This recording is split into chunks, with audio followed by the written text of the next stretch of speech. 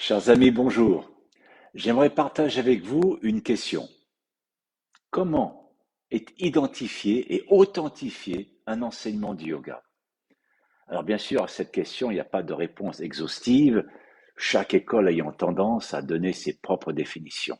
Mais néanmoins, dans les grandes traditions du yoga, il y a un critère essentiel qui s'appelle la parampara.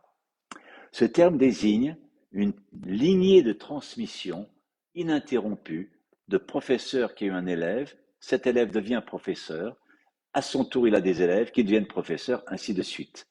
Cette lignée ininterrompue donne la crédibilité à un enseignement. Par exemple, pour vous donner un exemple, il faut qu'il y ait dans la tradition au minimum 3 générations au-dessus de soi pour être dans un enseignement qui a été validé. Alors, par exemple, en Inde, dans un milieu que je connais un petit peu, à Krishnamacharya Yoga Mandiram, le professeur Janaki Raman, qui est enseignant à Chennai, de philosophie de tradition de l'Inde, a eu comme professeur Deshikachar. Donc, Deshikachar a eu comme professeur Krishnamacharya, qui a eu comme professeur Rama Mohan Brahmachari. Ça fait donc 3 professeurs qui se trouvent dans la même lignée antérieure à Janaki Raman, ce qui donc valide en quelque sorte son enseignement.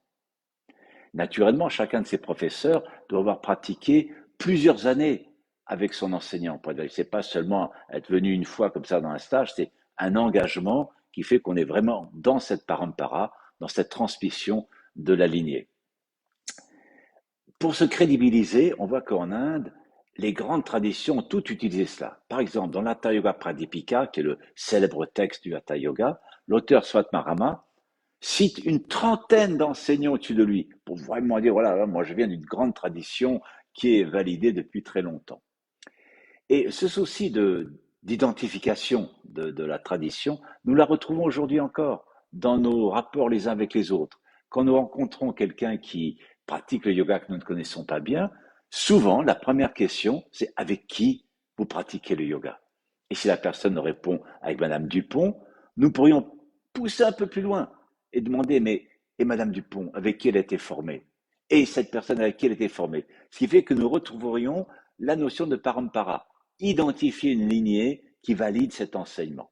Ceci étant, même si on a 3 enseignants et plus au-dessus de soi, c'est pas pour autant qu'on est forcément un bon enseignant. Il y a bien d'autres critères qui entrent en ligne de compte. Par exemple, critère essentiel, le respect des élèves, le respect de leurs différences, avoir un enseignement progressif qui sait s'ajuster et s'adapter à chaque personne, être à l'écoute, être dans le dialogue, sont des critères naturellement essentiels que nous mettons tous en pratique, je pense, tous les enseignants de yoga. Voilà, ces quelques éléments que je voulais partager avec vous, chers amis. Je vous souhaite une excellente pratique et au plaisir de vous retrouver bientôt. Au revoir.